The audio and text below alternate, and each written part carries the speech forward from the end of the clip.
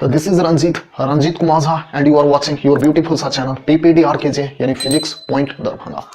तो हमने ऑलरेडी एक चैप्टर कंप्लीट कर रखा है। आपको प्लेलिस्ट के सेक्शन में जाना है, वहां पर आपको सर्च करना है इलेक्ट्रिसिटी क्लास 10। आपको प्लेलिस्ट मिल जाएगा, वहां पर आप जाकर देखो हमने कंप्लीट क्लास 10 का चैप्टर इलेक्ट्रिसिटी कंप्लीट कर रखा है, तो वहां से जाके आप देख सकते हो। अब अपन लोग चलिए नेक्स्ट चैप्टर की तरफ बढ़ेंगे। तो जैसा कि अपन लोग जानते हैं कि इलेक्ट्रिक करंट कितने इफेक्ट प्रोड्यूस करते हैं, तो electric current mainly 3 effect produce करता है। कितना इफेक्ट प्रोड्यूस करता है? 3 इफेक्ट प्रोड्यूस करता है। एक होता है आपका हीटिंग इफेक्ट, दूसरा आपका होता है मैग्नेटिक इफेक्ट, तीसरा आपका होता है केमिकल इफेक्ट। तो as we know that electric current can produce mainly 3 effect: heating effect, magnetic effect, chemical effect. In last section we have already discussed heating effect of electric current। Rest जो 2 आपके effect हैं कौन कौन से? Magnetic effect और chemical effect. तो heating effect, chemical effect और magnetic effect, इन तीनों में हीटिंग इफेक्ट और मैग्नेटिक इफेक्ट ये 2 आपका क्लास 10th में भी है और क्लास 12th में भी है। और ये जो केमिकल इफेक्ट है ये आपका क्लास 10th CBSE के अकॉर्डिंग नहीं है, तो जिसे हम डिस्कस यहाँ पर नहीं करेंगे। वो हायर क्लासेस का सेक्शन है, तो वहां पर डिस्कस करा जाएगा। तो चलिए अपन लोग क्लास को आगे बढ़ाते हैं। तो जैसा कि जानते हैं कि ये आपका क्लास 10th का फिजिक्स अभी चल रहा है, क्लास 10th का फिजिक्स चल रहा है। ये आपका लेक्चर हो गया, नया चैप्टर है, लेक्चर 1 हो गया, ठीक है। तो हम लोग क्या जानते हैं, यहाँ का ईच लेक्चर आपका कंप्लीटली बेस्ड ऑन होता है आपका NCERT और SC वर्मा का। यहाँ पर अपन लोग ईच NCERT और ईच SC वर्मा क्वेश्चन अपन लोग सोल्व करते हैं, और end of the each lecture आपको कुछ प्रॉब्लम मिलता है, जिस प्रॉब्लम में भी आपको कुछ हिंट मिलता है और रेस्ट आपको सोल्व करने पड़ते हैं। एंड सबसे इंपॉर्टेंट, यहाँ पर जो भी पढ़ाया जाता है या जो भी लिखाया जाता है उसका नोट आपको PDF फॉर्मेट में डिस्क्रिप्शन बॉक्स के भीतर मिल जाएगा। तो आई मस्ट सजेस्ट कि आप NCERT बुक और SC वर्मा का बुक काइंडली अरेंज कर लो। है तो बहुत अच्छी बात, नहीं है तो डिस्क्रिप्शन बॉक्स के भीतर आपको PDF फॉर्मेट में लिंक मिल जाएगा, तो वहां से जाके आप डाउनलोड कर सकते हो। तो चलिए क्लास को आगे बढ़ाते हैं। तो as we know that what, तो as we know that electric current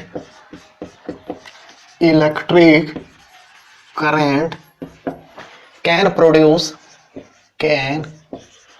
produced mainly 3 effects।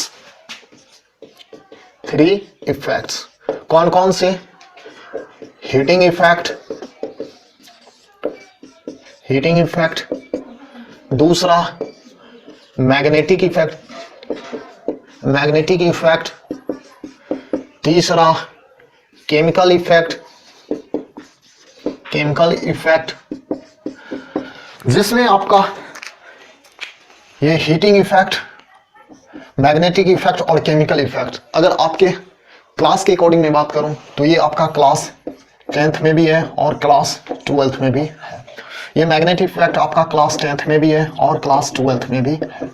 ये आपका केमिकल इफेक्ट क्लास 10th में नहीं है, ये ओनली आपका क्लास 12th में है। CBSE के अकॉर्डिंग मैं बात कर रहा हूं। तो जहां पर अपन लोग ऑलरेडी ये हीटिंग इफेक्ट देख चुके हैं, अब अपन लोग को देखना है क्या? तो मैग्नेटिक इफेक्ट। तो चलिए मैग्नेटिक इफेक्ट के बारे में आज अपन लोग लेक्चर को स्टार्ट करेंगे।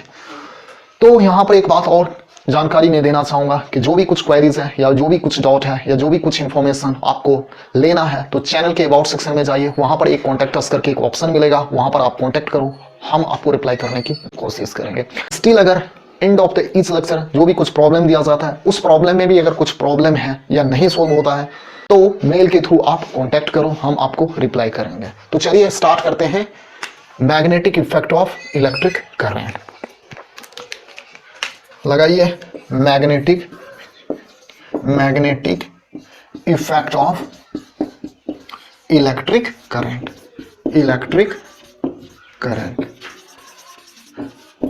Magnetic effect of electric current. तो देखो पहले आप ओरली समझने की कोशिश करो, फिर अपन लोग रिटन फॉर्मेट में भी समझेंगे और नोट भी आपको मिल जाता है। तो देखो मैग्नेटिक इफेक्ट होता क्या है, तो पहले आप इसे समझने की कोशिश करो। 1820 में यानी 1820 में हेंस क्रिस्टियन ऑस्टर ने शो करा था क्या शो करा कि current carrying conductor can produce a magnetic effect. क्या प्रोड्यूस करता है? Current carrying conductor can produce magnetic effect. और बाद में माइकल फैराडे ने यह शो करा था कि current can induced in a conducting coil when there is a relative motion between the conducting coil and magnet. Thus, electric current can produce a magnetic effect, and magnetic effect, yani changing the magnetic effect, can produce what? To electric current. And together their study form a very important branch of physics called as what? तो called as electromagnetism. तो चलिए उसी को अपन लोग language में पहले लिख लेते हैं। तो in 1820 Hans Christian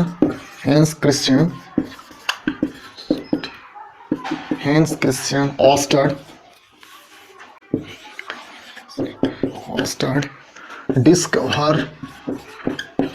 discovered that current carrying conductor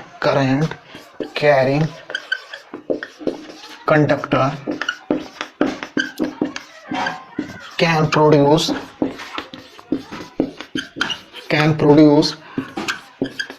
magnetic effect, and later Michael Faraday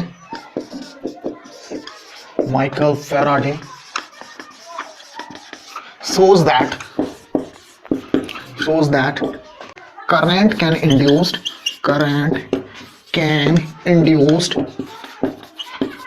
in conducting coils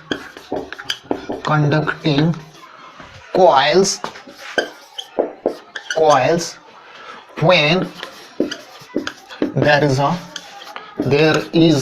relative motion between the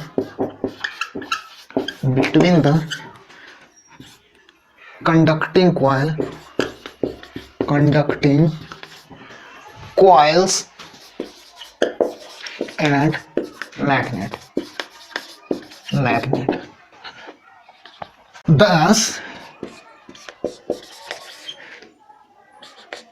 electric current has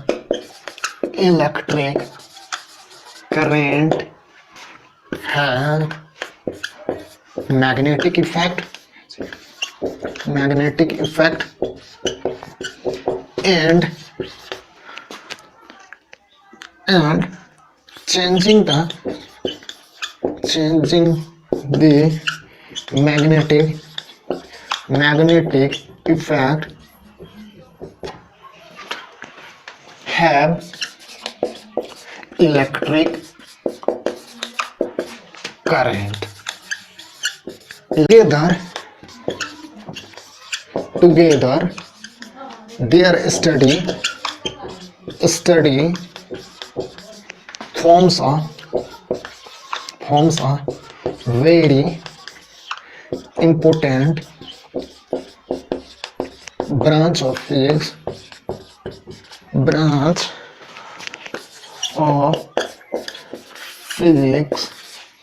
called क्या?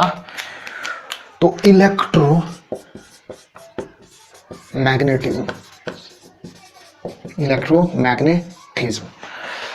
अब रहा बात कि ये इलेक्ट्रोमैग्नेटिज्म है क्या। तो बाय द वे मैं बता देना चाहता हूं, ये इलेक्ट्रोमैग्नेटिज्म ये हायर सेक्शन में इसका डिस्कशन दिया गया है। आपके सिलेबस में इलेक्ट्रोमैग्नेटिज्म का डिस्कशन नहीं दे रखा गया है। तो फिर भी आप ये जानने की कोशिश करो कि इलेक्ट्रोमैग्नेटिज्म का मतलब क्या होता है, इलेक्ट्रोमैग्नेटिज्म का क्या मतलब होता है। तो देखो, जब आप इसे थोड़ा सा गौर करके देखोगे तो इलेक्ट्रोमैग्नेटिज्म ये मेनली दो वर्ड से कंपोज करा गया है। कितने वर्ड से कंपोज करा गया है? मेनली दो वर्ड से कंपोज करा गया है। एक इलेक्ट्रो वर्ड से कंपोज करा गया है और एक दूसरा वर्ड कुछ है मैग्नेटिज्म। तो जब आप इसे देखते हो केयरफुली तो इलेक्ट्रो का कहीं ना कहीं मतलब चार्ज होता है। क्या होता है? चार्ज।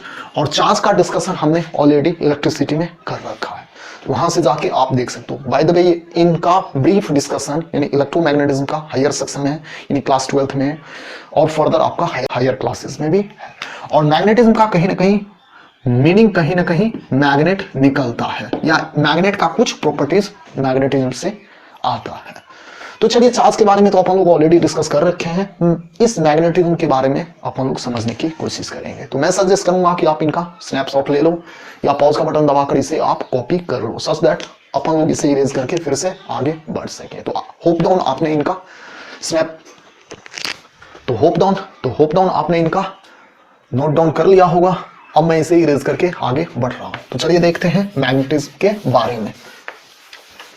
तो चलिए अपन लोग इलेक्ट्रोमैग्नेटिज्म से स्टार्ट करते हैं। तो इलेक्ट्रोमैग्नेटिज्म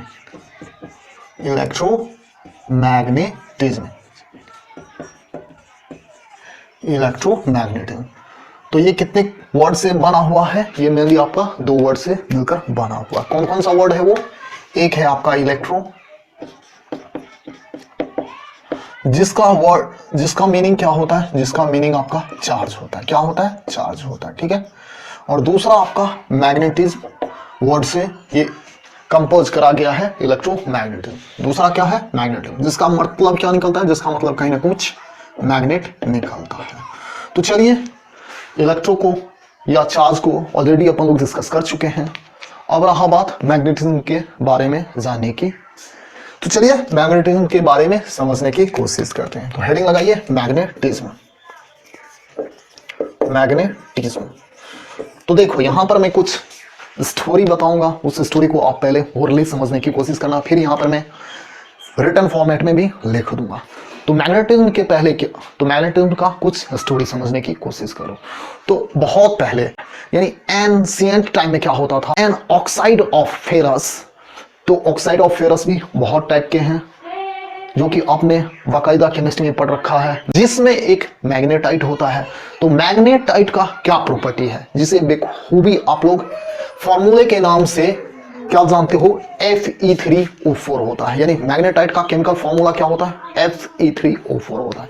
तो मैग्नेटाइट का क्या प्रॉपर्टी था? तो मैग्नेटाइट का प्रॉपर्टी आपका था to ability to attract the small pieces of iron, cobalt and nickel and etc। तो इसके कुछ ऐसे एबिलिटी थे या कुछ ऐसे प्रॉपर्टीज थे कि वो अट्रैक्ट करता था क्या? स्मॉल पीसेस ऑफ आयरन को, कोबाल्ट को, निकेल को, और भी बहुत सारे कुछ सब्सटेंसेस को। और ये आप लोग जानते हो कि जो ऑक्साइड होता है, किसी भी सब्सटेंसेस का जो ऑक्साइड होता है वो नेचुरली अकर होता है या नेचुरली वो फॉर्म्ड होता है। तो इनको एबिलिटी क्या था? To attract the small pieces of magnetic material. जैसे हमने कुछ एग्जांपल दिया, जैसे आयरन हो सकता है, कोबाल्ट हो सकता है, निकेल हो सकता है। तो इसको अट्रैक्ट करने की इनके पास एबिलिटी था। तो ये नेचुरली अकर होता था।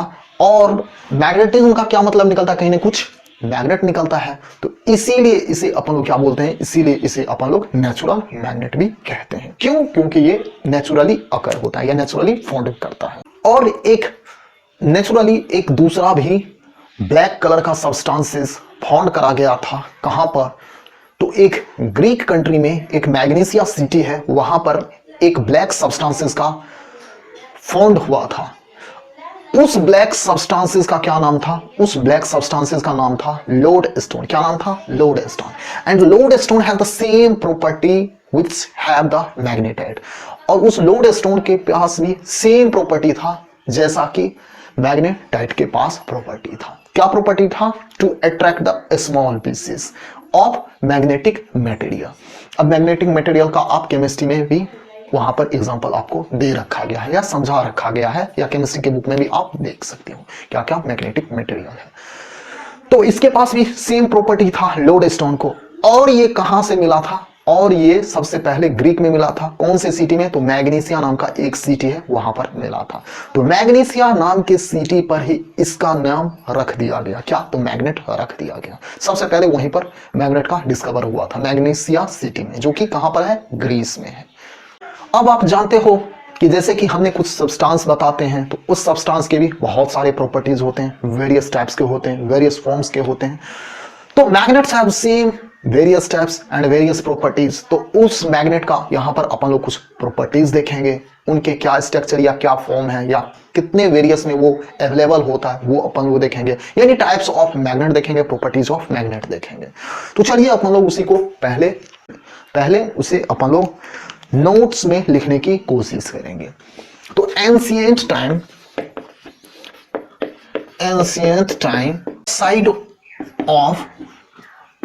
ऑक्साइड ऑफ फेरस, बहुत सारे ऑक्साइड ऑफ फेरस हैं जिसमें एक मैग्नेटाइट है, मैग्नेटाइट जिसे केमिकल फॉर्मूला Fe3O4 होता है। क्या होता है मैग्नेटाइट का केमिकल फॉर्मूला? Fe3O4 है। ये क्या है magnetite? This is the oxides of ferrous. ये आयरन के क्या है? ऑक्साइड है। has the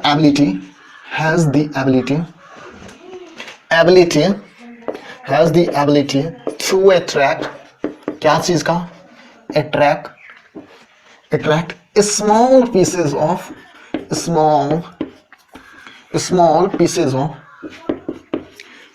of what? some substances। और वो substance क्या क्या था? like आपका था आयरन। कौन सा आयरन? तो सॉफ्ट आयरन था। कोबाल्ट था जिसे अपन लोग CO बोलते हैं। निकेल था जिसे अपन लोग Na बोलते हैं, ETC। और भी बहुत सारे सब्सटेंसेस थे जिसको वो क्या करता था, ये मैग्नेटाइट क्या करता था? अट्रैक्ट करता था। क्या करता था? अट्रैक्ट करता था। एक एनोदर भी सब्सटेंसेस था, एनोदर सब्सटेंसेस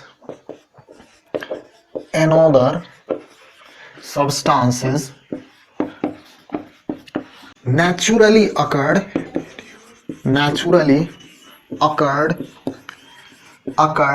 in किस कलर में? तो ब्लैक कलर में, black colour substance called as what? तो called as lodestone has the same property to attract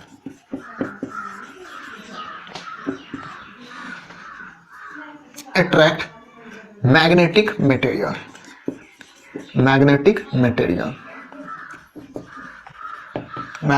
materials, जैसा कि इन केस में हमने देखा। और जैसा कि हम लोग क्या जानते हैं, तो ये जो ऑक्साइड ऑफ किसी भी मिनरल्स का या सब्सटेंसेस का जो होता है वो नेचुरली फॉर्म होता है। तो एज नेचुरली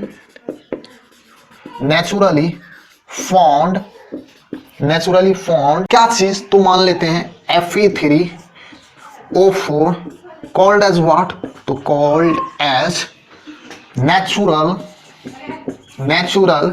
मैग्नेट। अब इसका नाम नेचुरल मैग्नेट क्यों पड़ा? तो बिकॉज ऑफ दिस फेनोमेना, या जो भी यहां पर जो फॉर्म हुआ था प्रॉपर्टी को, वो प्रॉपर्टी कहां पर सबसे पहले फॉर्म हुआ था? तो ये सबसे पहले प्रॉपर्टी आपका ग्रीस में फॉर्म हुआ था। एज दिस इज found या discovered in Greece in Magnesia city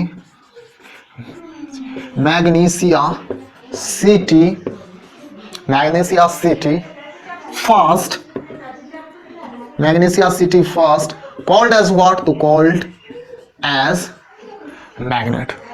called as what? To magnet। ठीक है। अब देखो तो क्या देखो, इसका नाम मैग्नेट क्यों पड़ा? तो इसका नाम मैग्नेट इसीलिए पड़ा क्योंकि ये जो मैग्नेटाइट या लोडेस्टोन था, ये सबसे पहले प्रॉपर्टी जो मिला किसी को, या ये जो लोडेस्टोन मिला सबसे पहले, वो कहां पर मिला? ग्रीस कंट्री के मैग्नीसिया सिटी में ये सबसे पहले मिला, इसीलिए मैग्नीसिया के नेम पर ही इसका नाम रख दिया गया मैग्नेट। ठीक है, आई होप यहां पर आपको कंफ्यूजन नहीं होना चाहिए। अब जैसा कि जानते हैं कि किसी भी सब्सटेंसेस का बहुत सारे प्रॉपर्टीज होते हैं, उनका वेरियस स्ट्रक्चर होता है या कॉन्फ़िगरेशन होता है। तो ग्रीस है तो किसके पास? तो मैग्नेट है। Magnet have various types and properties. क्या चीज है? Properties, various types and properties. ये मैग्नेट बहुत टाइप्स के होते हैं और इनके बहुत सारे गुण हैं। ये बहुत प्रकार के होते हैं और इनके पास बहुत कुछ गुण है। क्या क्या गुण है? तो गुण भी देखेंगे और इनका टाइप्स भी देखेंगे, और इसका कुछ यूज भी है क्या? तो बिल्कुल इसका यूज है। एंड लॉट्स ऑफ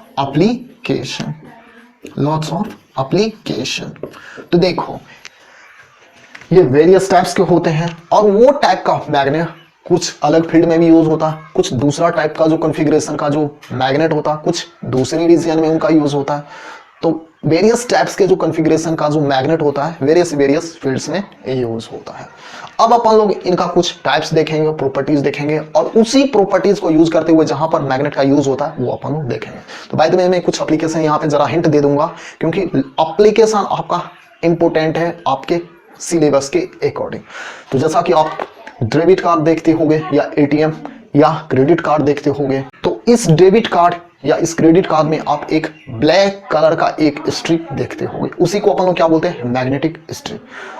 तो आपको बैंकिंग सर्विस जो देते हैं वो आपको गाइड करेंगे कि इस मैग्नेटिक स्ट्रिप को आप डिस्ट्रॉय मत करो, क्योंकि उसी मैग्नेटिक स्ट्रिप में क्या होता है? लॉस ऑफ डेटा आपका स्टोर करा जाता है। क्या करा जाता है उसमें? लॉस ऑफ डाटा स्टोर करा जाता है। और मैग्नेट का कहां पर यूज होता है? वो टॉयज वगैरह में, बच्चों का जो टॉयज होता है। फिर आप मैगलेव ट्रेन जो होता है उनमें भी, क्योंकि वो सुपर फास्ट ट्रेन होता है, because there is a absence of frictional forces, यानी ट्रैक और ट्रेन का जो व्हील रहता है वो फ्लोटिंग करते रहता है।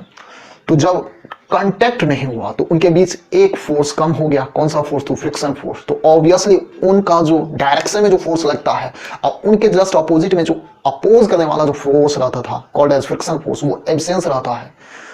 तो डेफिनेटली ही वो ट्रेन का फास्ट होना ऑब्वियस है। तो मैग्नेटिक ट्रेन, जिसे अपन लोग हाई स्पीड ट्रेन या बुलेट ट्रेन कहते हैं, वो भी मैग्नेटिक इफेक्ट पर बेस्ड करा है या मैग्नेट का एप्लीकेशन वहां पर यूज करा गया है। फिर आप ट्रांसफार्मर में भी देखोगे वहां पर भी मैग्नेट का यूज होता है। फिर आप देखोगे कि जब मैग्नेट को रिलेटिव मोशन देते हैं in between the conducting coils, तो कंडक्टिंग कॉइल्स में भी करंट प्रोड्यूस हो जाता है। तो ये कुछ एप्लीकेशन है और भी बहुत कुछ एप्लीकेशन है, तो जो भी आपका सिलेबस के अकॉर्डिंग दे रखा गया है हम उसको कवर कर देंगे। तो चलिए देखते हैं क्या देखते हैं। तो सबसे पहले इनके टाइप्स देखेंगे, फिर इनके कुछ प्रॉपर्टीज देखेंगे और एप्लीकेशन देखेंगे। तो आज के लेक्चर में मैं ओनली इनका टाइप को डिस्कस करूंगा और इनके प्रॉपर्टीज का डिस्कस करूंगा। तो आई विल सजेस्ट कि आप इनका स्नैपशॉट या पॉज का बटन दबाकर इसे आप कॉपी कर लो, ताकि हम इसे इरेज करके आगे बढ़ सकें। तो होप डाउन आपने इनका स्नैपशॉट ले लिया होगा या पॉज का बटन दबाकर कॉपी कर लिया होगा। अब मैं इसे इरेज करने जा रहा हूँ। तो चलिए देखते हैं। तो अब चलिए अपन लोग सबसे पहले टाइप्स देख लेते हैं। किसका? तो मैग्नेट का। तो टाइप्स ऑफ मैग्नेट,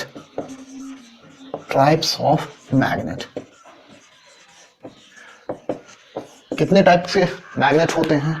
तो मैग्नेट आपका मेनली दो टाइप का होता है। एक जो नेचुरली अकर होता है या नेचुरली फॉर्म्ड होता है, और दूसरा जिसे हम लोग बनाते हैं। तो यानी क्या क्या हो गया आपका? एक हो गया आपका natural magnet,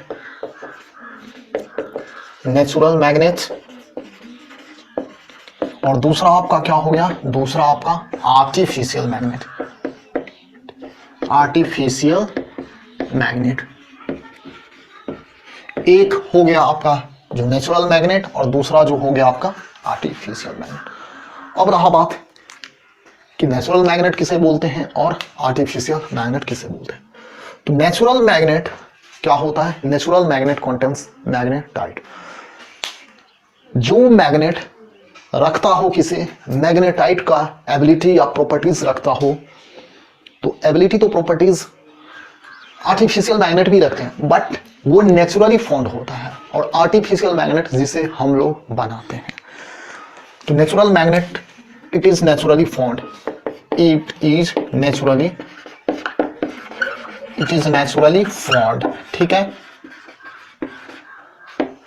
it contains magnetite यानी Fe3O4, it contain what? Fe3O4 यानी मैग्नेटाइट, दैट इज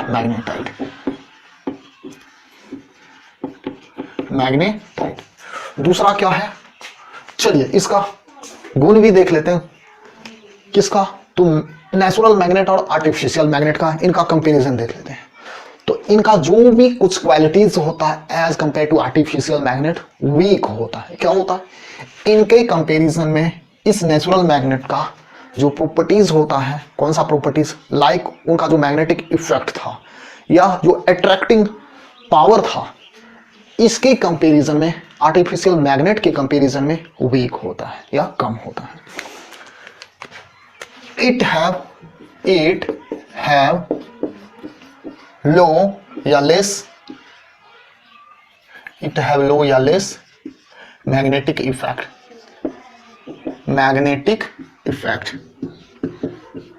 जो भी मैग्नेटिक इफेक्ट है इस नेचुरल मैग्नेट का लेस मैग्नेटिक इफेक्ट होता है, ठीक है। आर्टिफिशियल मैग्नेट देख लेते हैं। तो जब इसका इफेक्ट कम होता है या इनका क्वालिटीज जो हमें डिजायरेबल था वो नहीं मिलता है, तो आर्टिफिशियल मैग्नेट पर अपन लोग मूव करते हैं। तो चलिए देख लेते हैं आर्टिफिशियल मैग्नेट क्या है। आर्टिफिशियल मैग्नेट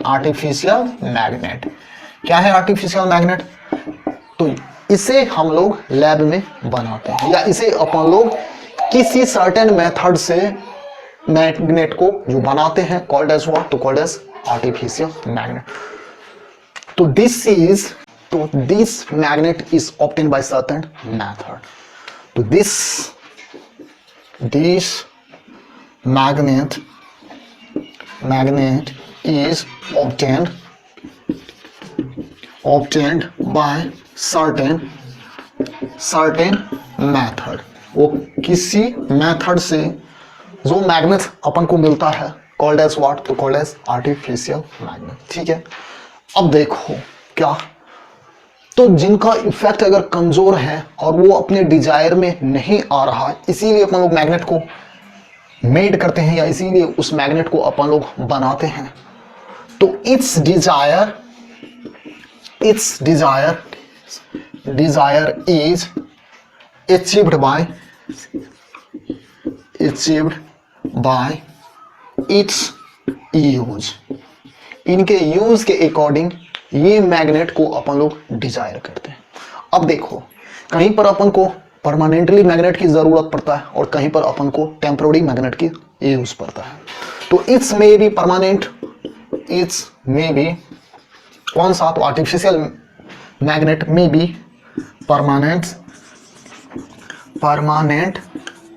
इट्स में भी permanent magnet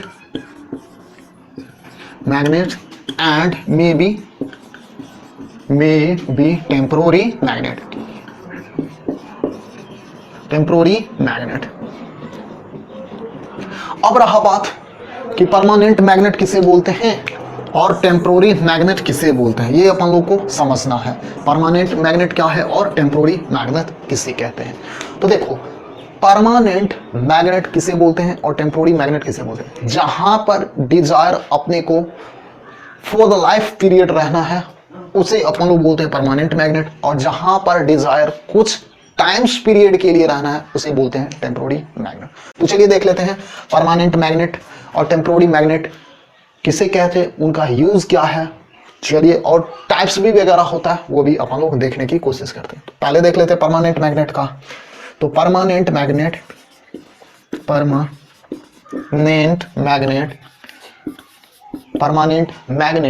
are made in various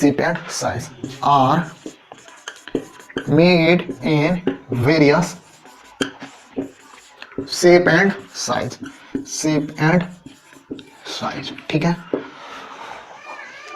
use क्या है या क्या मेन डिफरेंस है वो तो आप समझ गए। जहां पर मैग्नेट का use for the life period रहना है उसे बोलते हैं परमानेंट मैग्नेट, और जहां पर इफेक्ट जितना अपने को चाहिए वो ये मैग्नेट भी देगा और ये मैग्नेट भी देगा। बट ये एक दफा जो बन जाएगा ये लाइफ टाइम के लिए रह जाएगा, और इसे उस इफेक्ट को जो हम किसी सर्टेन मेथड से प्रोड्यूस करते हैं या किसी मैग्नेटिक मटेरियल में हम मेथड का यूज करते हुए मैग्नेट को बनाते हैं, अगर उस इफेक्ट को हटा देते हैं तो मैग्नेटिक इफेक्ट भी हट जाता है। उसे क्या बोलते हैं? Temporary magnet. बट इफेक्ट दोनों का सेम ही रहेगा। इसमें भी सेम इफेक्ट का हम प्रोड्यूस कर सकते हैं, उसमें भी अपन को सेम इफेक्ट का प्रोड्यूस कर सकते हैं। सपोज करो आप कि अगर मान लो कि मैग्नेटिक इफेक्ट से भी हम इस बॉडी को उठा सकते हैं, अगर परमानेंट मैग्नेट से भी अगर उठाना चाहेंगे तो भी ये मैग्नेट उठ जाएगा, सॉरी ये बॉडी उठ जाएगा, और टेम्पोररी मैग्नेट से भी उठाना चाहेंगे तो उठ सकता है। तो यही कुछ मेन डिफरेंसेस हैं। तो permanent magnet are made in various shapes and size, जैसा कि कुछ जो कॉमन एग्जांपल है या जो कुछ कॉमन अवेलेबल है मार्केट में उसका मैं बात कर रहा हूं। तो वेरियस शेप एंड साइज में क्या क्या है? लाइक बार मैग्नेट,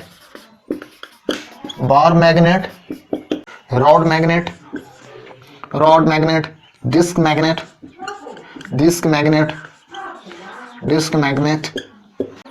रिंग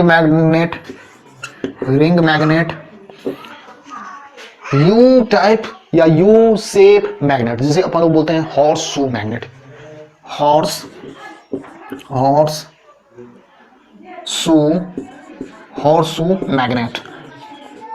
शू मैग्नेट या यू टाइप्स मैग्नेट। ठीक है, हॉर्स शू मैग्नेट को क्या बोलते हैं?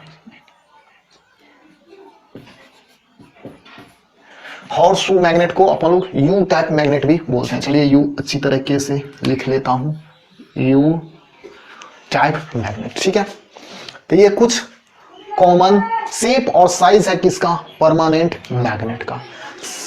सेम शेप और साइज का हम टेम्पोररी मैग्नेट भी यूज कर सकते हैं या बना सकते हैं। अब रहा बात कि कुछ नोट्स में भी अपन लोग लिख लेते हैं कि परमानेंट मैग्नेट कहते क्या है। तो द मैग्नेट which retain, जो कि रखता हो, which retains magnetism for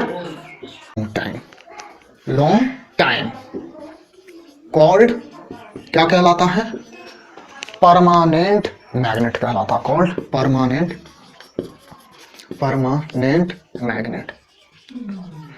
magnet. ठीक है, अब जैसे इसका एग्जांपल देख लेते हैं। इसका एग्जांपल जैसे alloys of iron, nickel and cobalt, जैसे एलॉयज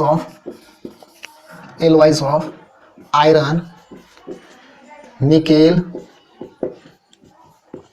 एंड कोबाल्ट। ठीक है, अब ध्यान से सुनना, जो मटेरियल इस मैग्नेटिज्म का प्रॉपर्टीज लॉन्ग टाइम के लिए रखता है फॉर परमानेंट मैग्नेट के लिए, कॉल्ड एज व्हाट? तो called as hard magnetic material. The material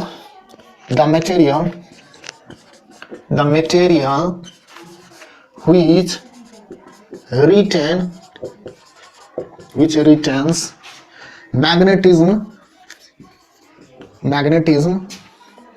for long time called as hard magnetic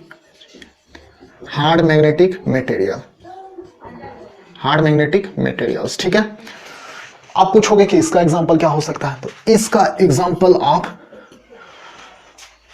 अल निको बोल सकते हो। अल निको। अब ये अल निको है क्या? तो ये अल निको आपका एलॉयज ऑफ एल्युमिनियम है, निकेल है और कोबाल्ट है। It is the alloys of क्या चीज?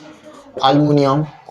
मैं केमिकल फॉर्मूला लिखते चलता हूं, एल्युमिनियम, निकेल एंड कोबाल्ट। ठीक है, इसे अपन लोग क्या बोलते हैं?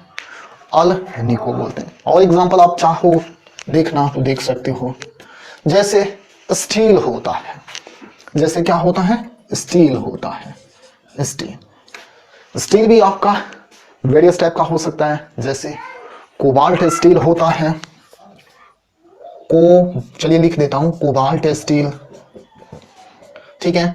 जैसे कार्बन स्टील होता है, कार्बन स्टील, ठीक है। तो ये तो हमने कुछ प्रॉपर्टीज बताया किसका, परमानेंट मैग्नेट और टेम्पोररी मैग्नेट का, जहां पर अभी मेनली डिस्कस करा है परमानेंट मैग्नेट का। सेम प्रॉपर्टी हो सकता है टेम्पोररी मैग्नेट का, बट यहां पर मटेरियल अपन लोग दूसरा रख सकते हैं, जैसे सॉफ्ट आयरन रखते हैं फॉर टेम्पोररी मैग्नेट के लिए। यहां पर हमने क्या रखा है, alloys of iron, nickel and cobalt रखा है, वहां पर अपन लोग सॉफ्ट आयरन को रखते हैं for making the temporary magnet. समझ में आ रहा है। अब चलिए अपन लोग कुछ क्या देख रहे थे, सबसे पहले अपन लोग क्या देख रहे थे, अपन लोग कुछ टाइप्स देख रहे थे। अब चलिए मैग्नेट के कुछ प्रॉपर्टीज देखते हैं। मैं कंबाइनली बात करूंगा, टेम्पोररी मैग्नेट हो सकता है या परमानेंट मैग्नेट हो सकता है, तो उसका अपन लोग यहाँ पर कुछ प्रॉपर्टीज देखेंगे। तो आई विल सजेस्ट कि आप इनका स्नैपशॉट ले लो। होप डाउन आपने इनका स्नैपशॉट ले लिया होगा। अब मैं इसे इरेज करने जा रहा हूं, तो चलिए इरेज कर लेते हैं।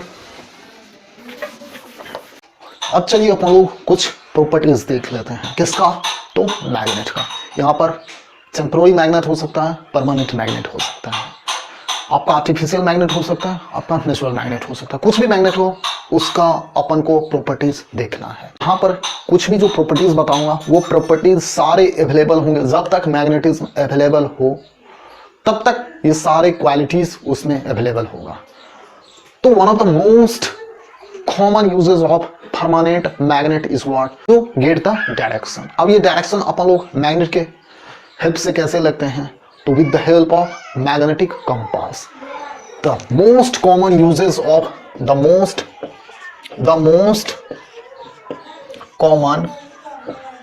Common uses of permanent magnet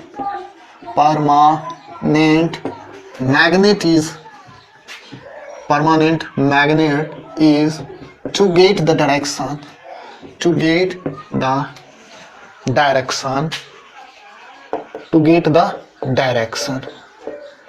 with the help of magnetic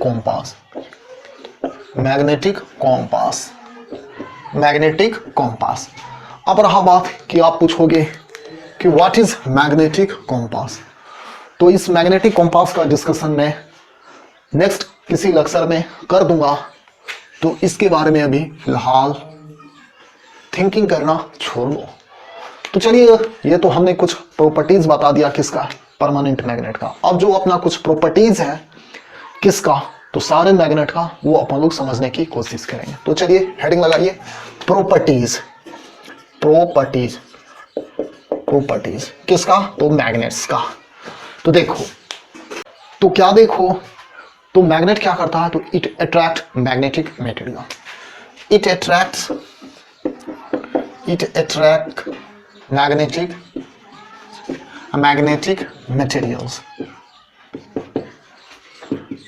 it attracts magnetic materials like cobalt,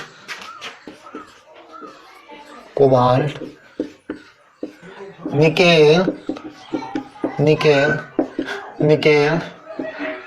iron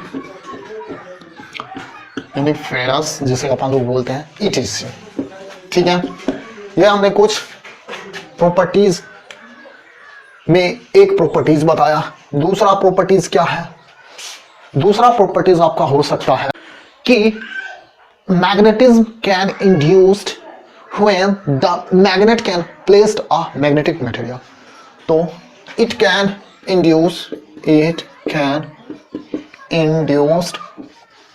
क्या चीज, तो magnetism, it can induced magnetism. अब रहा बात, पूछोगे कि ये मैग्नेटिज्म किस में इंड्यूस कर सकता है, तो लाइक आयरन में इंड्यूस कर सकता है, लाइक आपका कोबाल्ट में इंड्यूस कर सकता है, लाइक आपका निकल में इंड्यूस कर सकता है, लाइक आयरन कोबाल्ट निकल। ठीक है, नेक्स्ट प्रॉपर्टीज देख लेते हैं।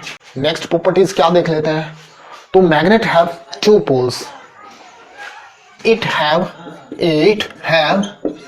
To poles, it have two poles. अब पूछोगे कि ये पोल्स क्या होता है, और आपने जो बताया कि इट हैव टू पोल्स, तो वो कौन कौन से दो पोल हैं? तो एक आपका होता है north pole, north pole, north pole. दूसरा आपका होता है साउथ पोल, साउथ पोल। ठीक है, ध्यान से समझना। फिर ये तो हमने जो टाइप्स ऑफ पोल बताया यार, it have two poles, one is north pole and one is south pole. तो अब फिर मैटर यहीं पे अटकता है कि ये पोल्स आखिर है क्या। तो ध्यान से सुनना, पोल्स के बारे में मैं समझाने की कोशिश कर रहा हूं। तो पोल्स क्या होता है? द प्रॉपर्टी ऑफ मैग्नेट, ध्यान से समझना, चलिए लिखते ही चलते हैं। The property of magnet, the property of magnet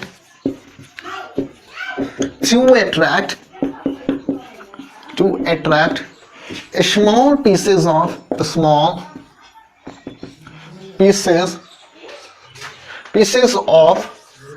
magnetic material, magnetic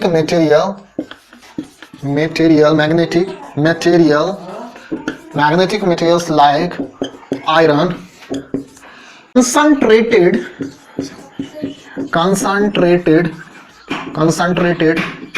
at the small region, at the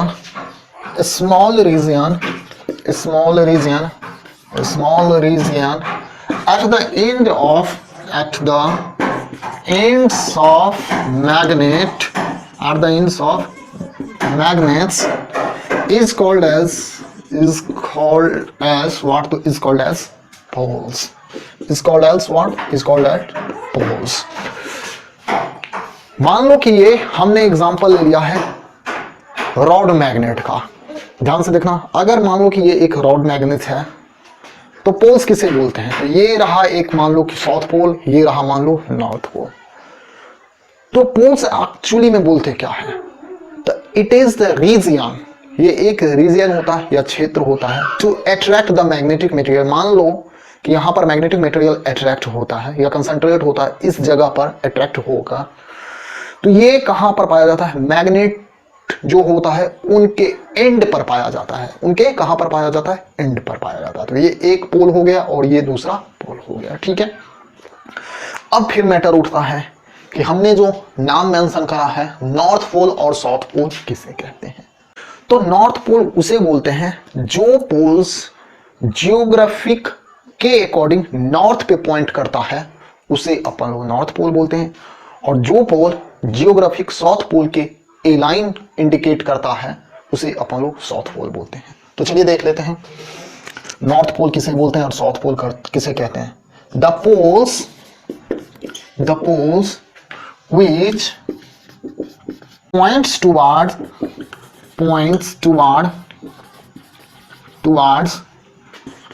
geographic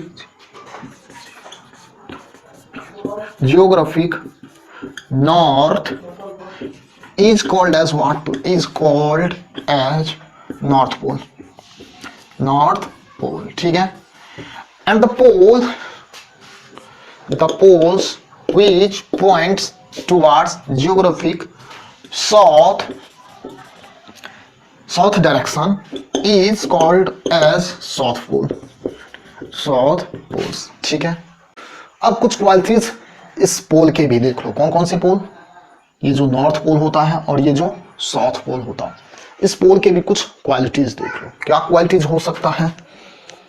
तो क्वालिटीज आपका ये हो सकता है कि नॉर्थ पोल के सामने अगर अपन लोग नॉर्थ पोल को प्लेस करते हैं तो वो दोनों रिपील करता है। अगर साउथ पोल के सामने अगर हम साउथ पोल को रखते हैं तो वो दो पोल एक दूसरे को रिपील करता है। As the same case in charge. आपने देखा हुआ कि पॉजिटिव चार्ज के सामने अगर पॉजिटिव चार्ज को रखते हैं तो वो रिपेल करता है, सिमिलरली अगर नेगेटिव चार्ज के सामने नेगेटिव चार्ज को रखते हैं तो वो रिपेल करता है। दैट मीन्स कि लाइक चार्ज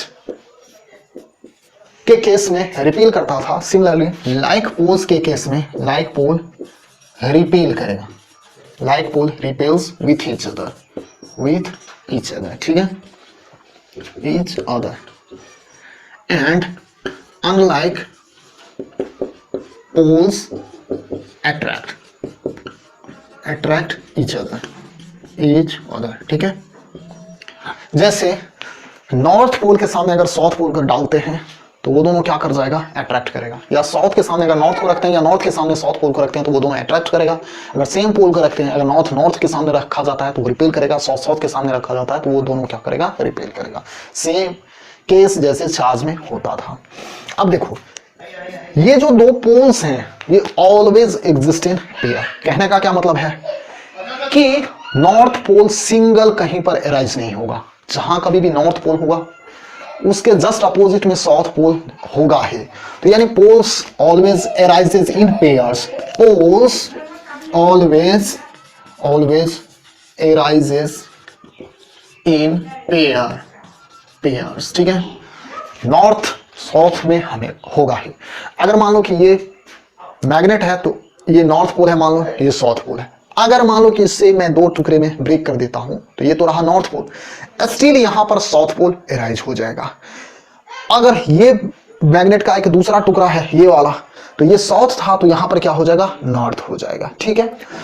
तो अगर मैं इसे फिर फर्दर ब्रेक करते जाता हूं तो अगर मैं एटम्स या अगर मैं एटम्स के शेप और साइज पर भी मैं बात करने लगूं तो वहां पर भी नॉर्थ और साउथ पेयर में ही पोल्स एग्जिस्ट करेगा।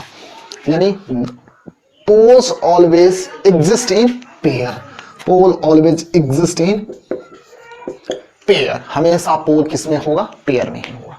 जिस तरह हम लोग चार्ज को कैसे मेजर कर सकते थे कि ये बॉडी चार्ज है या नहीं है, तो सिमिलरली यहां पर भी अपन को ये फाइंड करना है कि कोई गिवन सब्सटेंस वो मैग्नेट है या नहीं है।